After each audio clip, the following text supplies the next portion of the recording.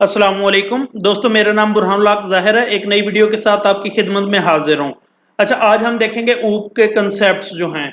ऊप में बेसिकली जो कंसेप्ट्स हैं वो कौन कौन से हैं। क्लास होती है, इसमें ऑब्जेक्ट होता है, इनहेरिटेंस होता है, पॉलीमॉर्फिज्म होता है, अब्स्ट्रैक्शन होती है और इनकैप्सुलेशन होती है। अब वन बाय वन हम इन सब जो कंसेप्ट्स हैं उनको देखेंगे कि ये कंसेप्ट्स बेसिकली क्या है। थोड़ा सा इनको एक्सप्लेन करता हूँ, बाकी डिटेल जो है वो आपको अलग वीडियोज़ में आगे मिल जाएंगी। जी, तो अगर हम बात करें क्लास की, तो क्लास बेसिकली क्या है, एक ब्लूप्रिंट या फिर एक टेम्पलेट है। एक ऐसी चीज जो कि एग्जिस्ट नहीं करती, जिसे हम टच नहीं कर सकते, और ना ही ये हमारे सिस्टम की या कंप्यूटर की मेमोरी कंज्यूम करती है।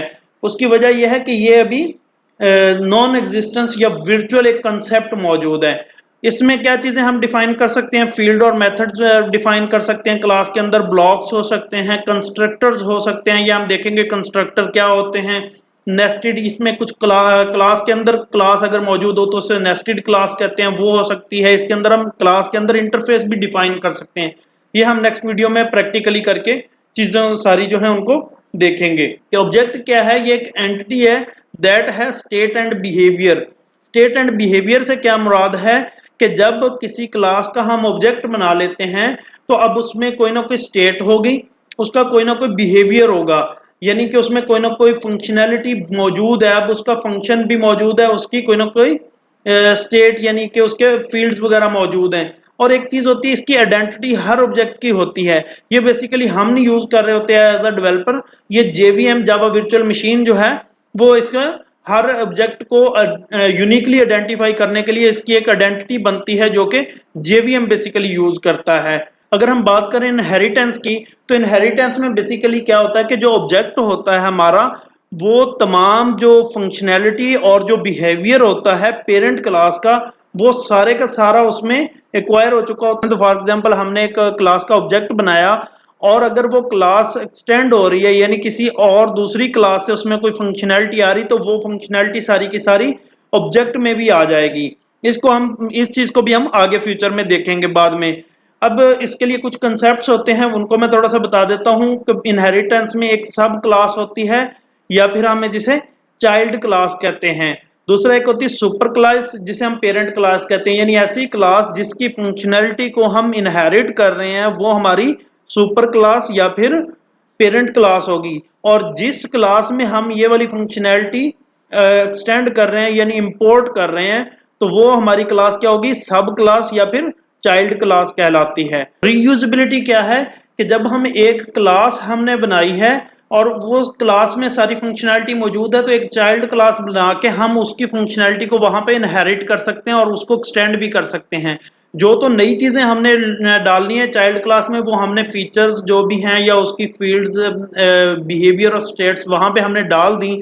लेकिन कुछ चीजें ऑलरेडी पहले से हमने पेरेंट क्लास में डिफाइन कर चुके हैं, तो यहाँ पे हम उस क्लास को एक्सटेंड करेंगे। और एक्सटेंड करना जो है, ये बेसिकली क्या है कि पेरेंट क्लास की तमाम फंक्शनैलिटी रीयूज हो जाती है हमारे पास।